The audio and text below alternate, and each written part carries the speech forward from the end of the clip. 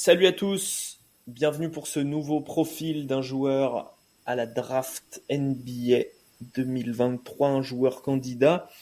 Il s'appelle Anthony Black et on va vous donner les clés pour comprendre son jeu et sa possible évolution en une vingtaine de minutes. Anthony Black, né le 20 janvier 2004 dans le Texas, il jouait à Arkansas cette saison chez les Razorbacks au poste plutôt de meneur. Il est grand pour sa position, 2 mètres sans chaussures, ce sont les mesures du NBA Combine, donc officiel, 95 kilos, 2 mètres 02 d'envergure, donc quasiment une envergure équivalente à sa taille. Pour en parler, nous avons Manu, nous avons Julien. Salut les gars. Salut Alex. Salut Manu. Anthony Black qui est vu très haut dans le classement de valeur d'ESPN, qu'il voit 8e pareil chez The Athletic, 10e chez The Ringer, un peu plus bas pour nous chez Envergure dans notre big board tel qu'il est à ce jour. Il est 16e, mais il est quand même dans le top 27 draft. D'abord, il sort d'où? Petite biographie express avec toi Julien, ce Anthony Black. Alors, juste avant de parler d'où il vient, il a des cheveux magnifiques, mais j'aimerais bien qu'il les attache. J'aimerais beaucoup qu'il les attache parce que ça tombe sur ses yeux, ça m'énerve. Mais c'est un autre problème. Il vient du Texas. Il est né à Duncanville, de high school. Il est senior à Duncanville High School à la fin. C'est un enfant de la balle. Sa mère jouait au soccer, football européen. Et son papa Terry Black, c'est un basketteur qui est au Hall of Fame de Baylor. Donc c'est quand même pas n'importe qui. Donc voilà, bel entourage, bien entouré et bien amené jusqu'à son début de carrière, qui est quand même pour l'instant très prometteur. Il a participé au fameux McDonald's. Oui, McDonald's, bon, d'accord. Bon, et puis Jordan Classic aussi, tout un toit. Mais il a été aussi au championnat des Amériques en 2022. C'est magnifique celui-là. Et j'ai revu quelques matchs. J'ai revu Manu, j'en ai revu un quand même pour me faire plaisir. C'est quand même une sacrée boucherie. Et c'était pas mal donc les États-Unis qui gagnent haut la main le championnat. Voilà. Alors, par rapport à son recrutement, recrue 5 étoiles, plusieurs collèges sont sur le coup, et en fait, il parle de rejoindre la G-League. Et de façon, au dernier moment, il rejoint Arkansas. Est-ce que ses coéquipiers l'ont poussé à venir? On le verra. Je parle de ses joueurs préférés, parce que ça peut être pas mal quand même. Absolument. Vas-y. Tu veux? Alors, celui qui cite en premier, c'est Gilbert Arenas. Ah ouais, c'est marrant. Quand même, c'est pas mal. C'est lui qui... Ah bah ouais. Il a dit ça, c'était dans son enfance. Ouais, mais même dans son enfance. C'était une image pour lui. S'il est né en 2004, il était déjà nul, Gilbert Arenas. Écoute, c'est comme ça. Il devait bien aimer ses maillots. Après, un certain joueur de basket qui s'appelle Kobe Bryant. Okay. Voilà. Et plus récemment, alors c'est lui, je vais le citer, Josh Giddey, parce que c'est un grand distributeur pas très rapide. Ça, c'est la réponse que les intervieweurs attendent au Combine. Voilà. Et sinon, Kate Cunningham, parce que il vient du Texas aussi, et que je pense qu'ils se sont un petit peu croisés. Voilà pour le biographie, les préférences de Anthony Black. Donc, effectivement, des cheveux assez incroyables. Une tête de bébé. Il a vraiment une tête de bébé. Moi, je l'ai vu encore pendant le NBA Combine. Lui, il jouait pas, mais il faisait les interviews là sur le côté. Il y a vraiment il fait son âge pour le coup. Il vient d'avoir 19 ans. Ouais. Autant il y en a qui sont plus matures physiquement, autant lui, tu peux te dire qu'il va peut-être maturer plus tard. Qu'est-ce qu'il faisait cette année à Arkansas, Manu? Est-ce que tu peux nous donner le contexte, les responsabilités qu'on lui donnait, ce qu'on lui demandait de faire? Ouais, donc c'était un joueur qui était titulaire, quasiment la pièce centrale de l'attaque d'Arkansas. Premier porteur de balle exclusif sur quasiment toute la saison. Donc il a pu montrer toutes ses qualités à la passe et vision. Donc ça, c'était super intéressant. Et défensivement, c'est un mec qui était capable de défendre sur quasiment tout le monde. C'est souvent lui qui s'occupait du meilleur joueur adverse, par exemple. Donc voilà, c'était quasiment le meilleur défenseur de son équipe. Qui en avait pourtant des solides défenseurs, son équipe. Ouais, c'était une grosse équipe défensive. Et du coup, autour de lui, des joueurs très jeunes. Et au niveau tu dis leader offensif, est-ce qu'on lui demandait de créer sur pick and roll? Est-ce qu'il créait plus sur du 1 contre 1? C'était beaucoup. Bah après, la NCA, il n'y a pas beaucoup de pick and roll à proprement parler, tu vois. Enfin, c'était pas le pick and roll comme moi je l'entends actuellement en NBA, tu vois. Mais il y en avait, franchement, c'est un gars qui est capable de créer pour les autres de multiples façons, que ce soit sur des poses d'écran, sur un peu plus tout seul, sur l'élimination de son vis-à-vis. Et en fait, je pense cette création, ça l'a aidé parce que il était entouré des joueurs quand même pas mal, entre guillemets, vieux, beaucoup de seniors, tu vois, qui étaient présents. Donc, quasiment peut-être l'une des équipes les plus vieilles de sa conf. Tous les joueurs importants de l'équipe, c'était soit des juniors, soit des seniors, excepté les freshmen, la cuvée de freshmen, où ils étaient 3, 4, vraiment très très jeunes, où ils avaient un rôle en dents de scie selon les dispos de chacun et le jeu. Donc je pense qu'il a un peu pâti par contre du manque de spacing, ou très très peu de vrais shooters. Donc ça l'a un peu fait mal parce que c'est vraiment un joueur qui voit tout autour de lui et très très bien. Donc je pense qu'un peu plus de spacing, un peu plus de vrais shooters, ça aurait le rendu encore un peu plus meilleur en attaque. Effectivement, un ratio assist turnover qui est pas extraordinaire pour un joueur qui a joué à la main, puisqu'il est de 1,3. En revanche, il a d'autres points forts statistiques. On parle notamment de son free throw rate. Pourtant, c'est pas censé être un joueur très athlétique, mais il est à 58 de free throw rate. Alors, en même temps, il tente pas énormément de shoot, mais ça veut dire qu'il provoque quand même beaucoup de lancers francs, 190 lancers francs tentés. C'est beaucoup sur 36 matchs, ça veut dire 6 par match, quoi. En gros, un peu moins quand même. 5,6. Julien, qu'est-ce qu'on achète? Qu'est-ce qu'on achète chez Anthony Black? Pourquoi on le draft? Pour sa vision de jeu. Pour sa vision de jeu, couplée à une défense effectivement assez forte. À la passe, il sait à peu près tout faire. Hein. Il passe beaucoup à une main et à deux mains, surtout main droite. Je l'ai pas vu trop utiliser sa main gauche, moi, par contre. Mais tous les types de passes, rebonds, lob par-dessus la tête, des passes en courant, arrêt. Il est tellement, en fait, il est grand, il est plus grand que ses adversaires, donc il voit bien le jeu. Il en parle souvent aussi de ça.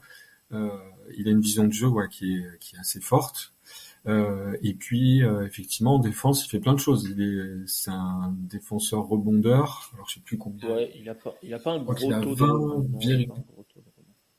Oui, mais il se bat tout le temps. Je veux dire, ça bloque out correctement. C'est vrai. Voilà. Après au niveau des styles, il doit être pas mal. Par contre, j'ai mis la stat, mais au niveau il a des mains très très actives. Il est toujours sur les lignes de passe. Et ce qui est pas mal, c'est quand il en rate, il s'énerve, quoi. Quand il sent qu'il peut l'avoir et qu'il l'a pas, ça l'énerve. C'est un défenseur il a envie de bouffer son adversaire direct. Voilà. Manu, est-ce que tu as d'autres choses à ajouter? Est-ce que pour toi, on peut le drafter pour autre chose que pour sa vision de jeu? Parce qu'une vision de jeu, il faut qu'elle soit accompagnée d'autres choses. Qu'est-ce qu'il a dans son bagage qui peut intéresser une équipe visiblement dans le top 10, même certains hipsters qui le placent dans le top 5. Alors il faut expliquer aux gens. Pour moi, c'est pas un skill en particulier, mais c'est plus un rôle, c'est celui de connecteur. Je pense que ça va être un gars parfait qui va pouvoir aider comme ça toutes les équipes à trouver l'extra passe, la passe d'avant la passe, enfin la hockey assist. Les gens vont plus comprendre comme ça. Et du coup, c'est vraiment ce rôle connecteur, facilitateur d'attaque où il va pouvoir fluidifier, il va pouvoir, voilà. Pour moi, c'est ça qui moi, en tout cas, me fait l'aimer. Okay. Ou en plus de l'attaque, enfin la vision et la défense. Ok. Donc connecteur, ça veut dire qu'il a un bon dribble, on est d'accord? Bah pour moi, un connecteur, c'est plus quelqu'un qui a qui est en avance sur son temps, entre guillemets, en avance sur l'action, Ouais, quoi, qui bien voit sûr, mais je direct veux dire, pour mettre en qu'avant. action ce que le cerveau voit, il faut quand même avoir des capacités techniques, c'est ce que je veux dire. Ça veut pas dire qu'il bat son adversaire en dribble, ça veut dire qu'il est capable de driver, quoi. Ouais. Capable de driver, capable. C'est pas un mauvais athlète, hein. Max vertical leap, je suis en train de regarder 39 inches, donc ça fait combien ça en mètres? Bon, ça fait 80-90 cm. C'est pas mal. C'est pas mal en termes de détente max. Et même sur le sprint 3/4 terrain, s'il n'était pas dans les plus rapides, mais pas dans les plus ridicules non plus du NBA Combine. Qu'est-ce qui doit travailler, Julien? C'est quoi vraiment le truc qui peut débloquer en fait un niveau supérieur chez lui? Alors, c'est assez évident, je pense, c'est son shoot, Ouais. quoi. Il a, je vais pas dire qu'il a pas de shoot, mais son catch and shoot, il est C'est moche, quoi. compliqué, ouais. D'ailleurs, il en tente peu, il a pas confiance, C'est hein. compliqué. Ouais, voilà, il est à 93 shoots. Il a 93 shoots, il faut dire il a un temps de jeu Ouais. monstrueux, quand même, hein. Il a joué 93 à 3 1200 points. minutes. Oui, 93 shoot à 3 points. Ouais. Oui, il a pris 93 3 points, pardon. Il est à 30%, et puis quand on le voit shooter, c'est quand même pas très jojo, c'est très lent. Alors il y a des fois c'est assez fluide, et puis la plupart du temps, en gros, il est pas calé son shoot, quoi. Donc il y a un gros travail à faire sur le shoot, parce que voilà, s'il veut avoir s'il veut avoir le ballon en main en NBA, il va falloir aussi qu'il trouve un moyen de scorer de façon efficace, quoi, pour maintenir la pression sur lui et pour pouvoir libérer ses coéquipiers. Euh, Après, mon drive, juste Manu, moi j'ai trouvé qu'il était pas, comment dire, j'ai pas été convaincu s'il y a pas un écran, en fait. Tu vois ce que je veux dire? S'il il utilise pas un écran, j'ai l'impression qu'il arrive à battre peu de monde, ni avec sa vitesse, ni avec sa puissance. Il a un bas du corps qui est assez costaud quand même, hein. Il a des jambes qui sont costauds, le haut du corps il est un peu plus frêle, mais ça lui permet pas de passer en puissance sur du 1 contre 1. Et alors moi j'ai noté deux trois actions où il arrive même pas à passer Mm. un pivot, quoi. Alors peut-être que j'exagère, mais j'ai l'impression que c'est pas, voilà. Au niveau du drive, il a besoin C'est pas d'un un écran, uber quoi. athlète ou un porteur tu le vois pas porteur de Non, ballon principal d'une équipe, quoi. mais je le vois plus dans Ouais. le rôle que donne Manu. Connecteur. Voilà. Qui est connecteur? Parce que j'aime bien ce terme, mais ça veut dire quoi? Qui est connecteur aujourd'hui en NBA? Allez, terminé. Au Non, mais revoir. c'est intéressant. Quoi, Scotty Barnes, il est connecteur? Il joue quand même pas mal de possession avec le ballon, hein. Ouais, c'est ce type de joueur-là, ouais. C'est des joueurs grands quand même. Mais tu vois, ils ont un peu les mêmes défauts, points forts, défauts aussi, je trouve. Tu sais, c'est un sorti de Florida State. Scotty Barnes n'avait pas forcément beaucoup de shoot non plus. Ses stats doivent être quasiment pareils Ouais, je pense que que Black à 3 points. Scotty Barnes est quand même, il est un peu plus grand. Et c'est pareil, c'est un mec qui, même bien plus grand. Ou je me trompe, hein. Ou en tout cas plus costaud. Bah oui. quoique, Si, il dépasse largement les 2 mètres, quoi. Ouais, non, il fait un pied de plus, ouais, 3 cm de plus. Pas énorme. Il est grand, Anthony Black. On croit que c'est une illusion d'optique à cause de ses cheveux, mais il est quand même vachement grand, hein. Il est plus grand que son coéquipier Jordan Walsh qui jouait 3-4, quoi. Par exemple. ouais. Bah, tu vois, Julien en parlait au tout début, le U18 américain de l'année dernière, il jouait 4, Ouais. Anthony Black. Ouais, donc tu penses que son avenir finalement est pas côté. nécessairement à la main comme on l'entend aujourd'hui traditionnellement. Bah, pour moi, s'il veut maximiser son talent et avoir des minutes, avoir un vrai rôle en NBA et durer, pour moi, je le mets second initiateur, connecteur comme ça. Tu vois, c'est un mec qui, pour moi, il a besoin. S'il a pas la balle en main, il sert à rien. Ok. Parce que s'il a pas de tir, bah, les gens vont le laisser. Vas-y, il va être plus ou moins fixé. Vas-y, tire, il sera pas défendu, quoi. Malgré ce manque de tir, il est arrivé à se créer de l'attaque, hein. Je disais au taux de free throw. Après, il y avait beaucoup de transitions à Arkansas aussi. Enfin, ça, je lui. Ouais, il y a beaucoup de fautes aussi sur les rebonds offensifs. où comme il se bat tout le temps, en fait il avait pas mal sur les secondes chances comme ça, il avait pas mal de fautes aussi. Et tu vois là il y a un mec qui vient en tête, c'est un peu un Iguodala. Ok. D'accord. Même si je pense qu'il est plus évolué offensivement qu'Iguodala en termes de polyvalence, de vision, il sait faire plus de choses en attaque. Fort, à son prime. C'est vrai que le Iguodala Sixers c'était pas mal. Ouais, il était plus athlétique aussi. Ouais. Mais je comprends l'idée. Le Iguodala c'est la deuxième partie de ce. Ouais, un peu, tu vois. Ouais. Après, faut vraiment qu'il sanctionne en fait à minima quand il est ouvert. Qu'il soit à 35% minimum à 3 catch and shoot, parce que là c'est un 30%. La plupart des tirs sont quand même bien ouverts. Je veux dire, il en force pas trop, quoi. Ah oui. À 3 points en tout cas. Après, il y a le contexte Arkansas qui joue beaucoup là-dedans.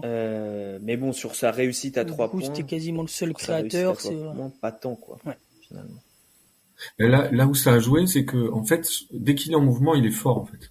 Dès qu'il est en mouvement, qu'il est lancé, et du coup, il a pas eu tant de ça de cut parce qu'en fait là, il y a pas de spacing.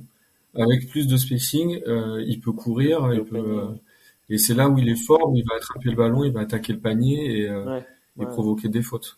C'est ça, avec un vrai meneur et un ailier qui peut porter aussi la balle, il sera beaucoup plus en mouvement, il y aura beaucoup plus de choses pour lui aussi peut-être, de fluidité. Voilà, faut le revoir dans un autre rôle en fait, dans un autre contexte. Où c'est là où il était vraiment intéressant du coup avec Team USA, où justement il y avait des meneurs, il portait pas la balle jamais.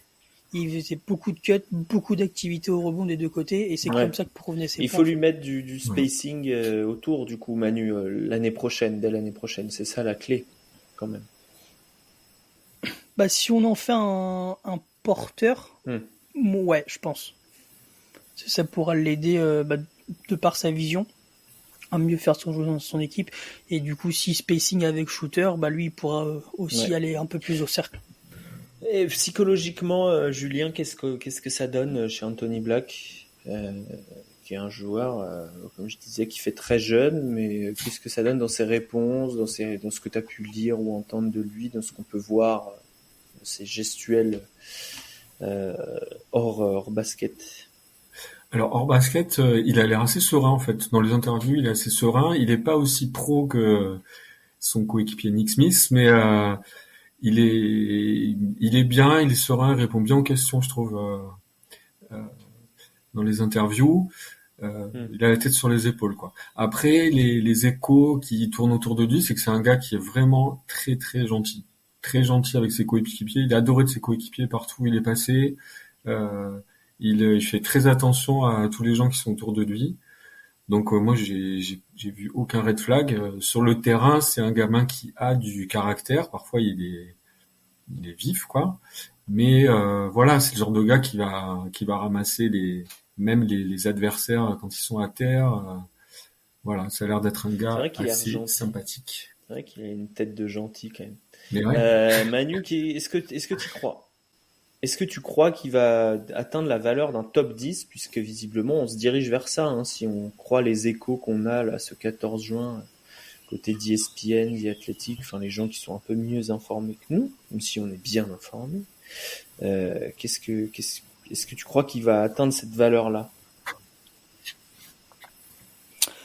Pour moi, il lui faut absolument un bon contexte, et il est annoncé quasiment depuis le début dans les mocks à Washington, et s'il tombe à Washington, c'est pas le meilleur contexte, si on peut dire. C'est ça. Mais de ce que j'ai vu, moi je crois beaucoup au potentiel. J'ai un peu plus peur je pense qu'il peut exister sans tir. Ça c'est important, vu qu'il en a pas. C'est ça.